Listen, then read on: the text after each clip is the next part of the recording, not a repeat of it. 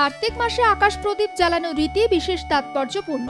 এটি হিন্দু ধর্মে আধ্যাত্মিকতা, পুণ্য অর্জন, প্রার্থনা ও আনন্দ প্রকাশের এক গুরুত্বপূর্ণ প্রতীক হয়ে উঠেছে। চলুন দেখে নেওয়া যাক কার্তিক মাসে আকাশ প্রদীপ কেন জ্বালানো হয়। কার্তিক মাসে আকাশ প্রদীপ জ্বালানোর কারণ: ১. পূর্বপুরুষের প্রতি শ্রদ্ধা। পূর্বপুরুষদের স্মরণে ও তাদের প্রতি শ্রদ্ধা জানানোর এক প্রথা। বিশ্বাস যে এই আলো দেখে তারা ফিরে এসে আশীর্বাদ করেন। ২. দেবতার উদ্দেশ্যে নিবেদন। এটি মূলত ভগবান বিষ্ণুর উদ্দেশ্যে জ্বালানো হয়, যিনি আকাশে লক্ষ্মীর সঙ্গে অবস্থান করেন বলে মনে করা হয়। এই প্রদীপ নিবেদনের মাধ্যমে ভক্তরা ঈশ্বরের কৃপা ও আশীর্বাদ লাভ করেন। ৩. মঙ্গল ও মনোবাঞ্ছা পূরণ। প্রদীপ জ্বালানোর মাধ্যমে ভক্তরা মঙ্গল কামনা করেন, নিজেদের নানান মনোবাঞ্ছা পূরণের লক্ষ্যে প্রার্থনা করেন। ৪. পবিত্রতা ও শুভ শক্তির প্রতীক। প্রদীপ জ্বালানো পবিত্রতার প্রতীক। আকাশ প্রদীপ জ্বালানো বাঙালির একটি সুন্দর ও ঐতিহ্যবাহী প্রথা, যার মাধ্যমে ধর্মীয় ও লৌকিক কাজ সম্পন্ন হয়। ৫.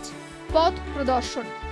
পূর্বপুরুষদের ও অন্যান্য আত্মাদের সঠিক পথে নিয়ে যাওয়ার জন্য একটি আলোকবর্তিকা হিসাবেও কাজ করে, এমন বিশ্বাসও রয়েছে।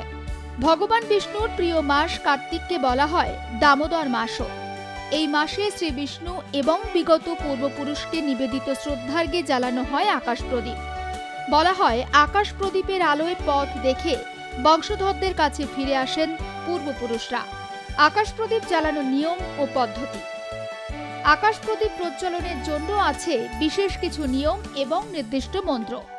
একটি বড় কাঠের দণ্ড নির্মাণ করা হয়। লাঠির মাথায় সেই অষ্টকোণযুক্ত প্রকোষ্ঠে মন্ত্র পাঠ সহ রাখা হয় আকাশ প্রদীপ।